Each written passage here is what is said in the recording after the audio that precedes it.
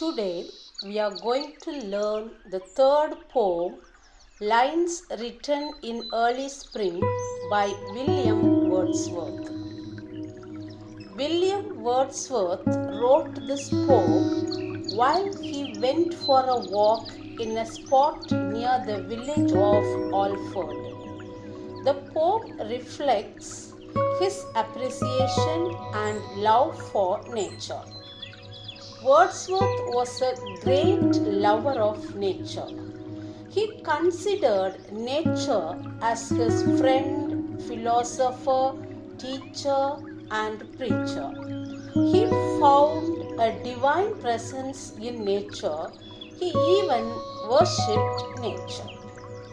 Spring is the season that comes after winter and before summer.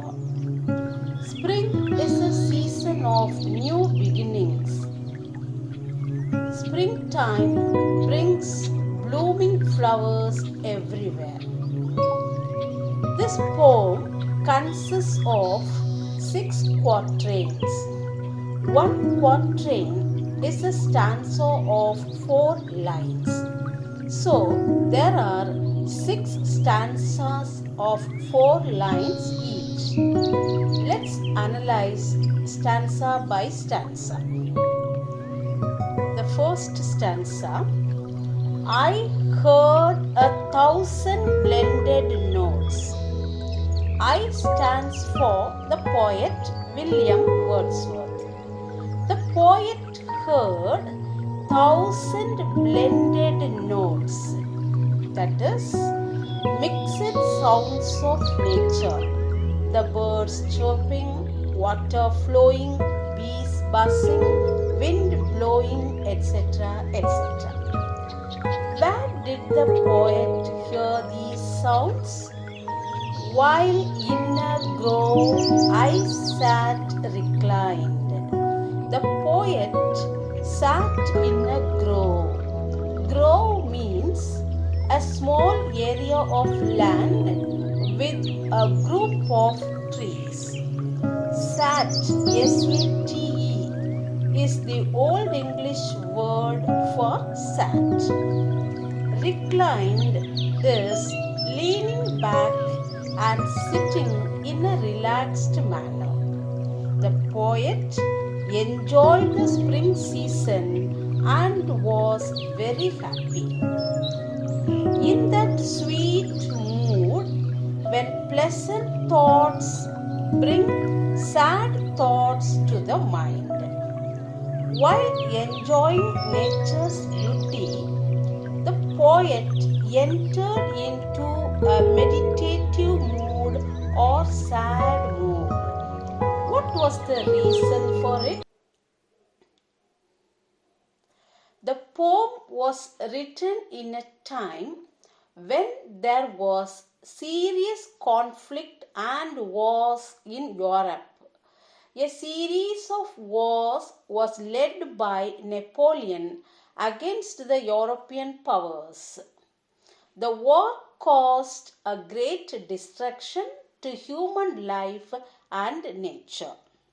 The poet was reminded of the Napoleonic Wars, in which man had been so cruel to his fellow humans and killed him mercilessly and also destroyed nature.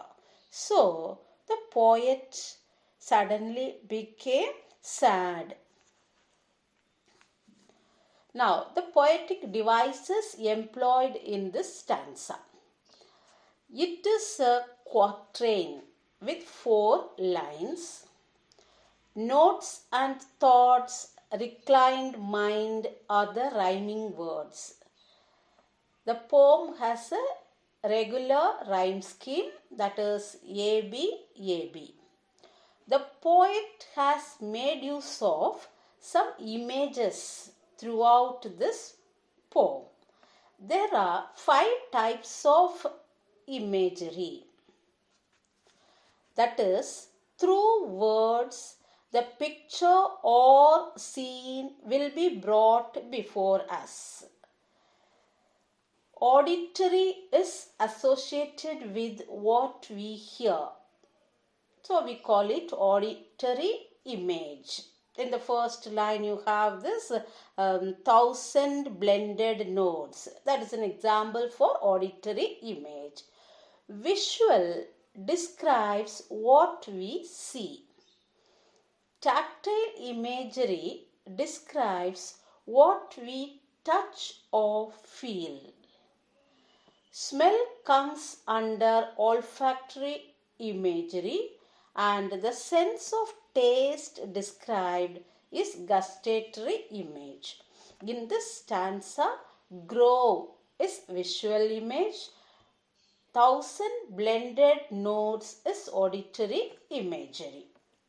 Now we'll move on to the second stanza. To her fair works did nature link the human soul that through me ran. Nature, the letter N is capitalized. That is, nature is personified here. And her stands for nature. Link means connect. Nature connects her soul with human beings. So, man should live close with nature, that is, in harmony with nature. And much it grieved my heart to think what man has made of man. Instead of coexisting with nature or living in close communion with nature, man used nature for his selfish gain. He destroyed nature and created problems for his fellow human beings. This kind of human cruelties made the poet sad, and the poetess grieved. Grieved means he felt intense sorrow. Now coming to the poetic devices found in this stanza. First the rhyming words. Link, think, ran, man. In the second line, it is mentioned the human soul ran. That is, there is personification. The last line, what man has made of man, is an example for aphorism. aphorism. That is aphorism. An aphorism is a statement of truth expressed in brief, witty manner. A lot of facts are conveyed through this short single line. You can come across alliteration in many stanzas which you can easily identify for yourself. Now we'll move on to the third stanza. Through primrose tufts in that shady bower, the periwinkle trailed its wreaths. Tuft means bunch, a group. Primrose is a wild plant with yellow flowers in bunches. Bower is a shady place under creepers in a garden. Periwinkle is a plant with blue, pink, red or even white flowers which you can see on the roadsides. Sitting in the sweet bower, the shady place in a garden, the poet looked at the flowers. Through the primrose bunches, the periwinkle was also found forming wreaths. Wreath is a circular arrangement of flowers. And it's my faith that every flower enjoys the air it breathes. The poet believed that the flowers enjoyed the air they breathed. So here a human quality is given to flowers. Bower, flower, wreath, breathe are the rhyming words. Examples of visual imagery: primrose tufts, green bower, periwinkle, etc. Flowers spread their fragrance, that is their smell. So, these flowers can also be described as olfactory images. In the last line, flower is described as a person who breathes, so it is personification. Fourth stanza. The birds around me hopped and played. Their thoughts I cannot measure, but the least motion which they made, it seemed a thrill of pleasure. The poet watched the movement of the birds around him. The birds hopped, that is, they jumped and moved happily. Each and every little movement of the birds showed their happiness. So you can identify the rhyming words and alliteration easily. So we can move on to the fifth stanza. The budding twigs spread out their fan to catch the breezy air, and I must think, do all I can, that there was pleasure there. The poet also noticed the budding twigs. Twigs are small, tender branches of plants. The plants spread out their tender leaves to catch the breezy air. In short, the poet saw thrilling sights, heard pleasant sounds, and from everything he looked at in the grove, he could find or experience pleasure. Peace, joy, and harmony is found in the world of nature. In this stanza, the budding twigs are given human character. So, there is personification in this line. The last stanza. If this belief from heaven be sent, if such be nature's holy plan, have I not reason to lament what man has made of man?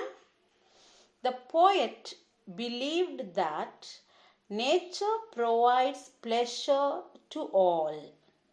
The coexistence in perfect harmony is the holy plan of nature. But when he thought of the human world, he became sad. What man had done to mankind as well as nature made him uneasy and unpleasant. The atrocities and cruelties committed by man to fellow human beings and nature had destroyed the ecosystem. This made the poet lament, that is, express sorrow or unhappiness about human behavior. Man had drifted away from nature and had lost peace and happiness. The last line contains a rhetorical question. It is asked for the sake of emphasizing a point or to create a dramatic effect and not to get any answer. It makes one think or reflect. Such a type of question is called rhetorical question.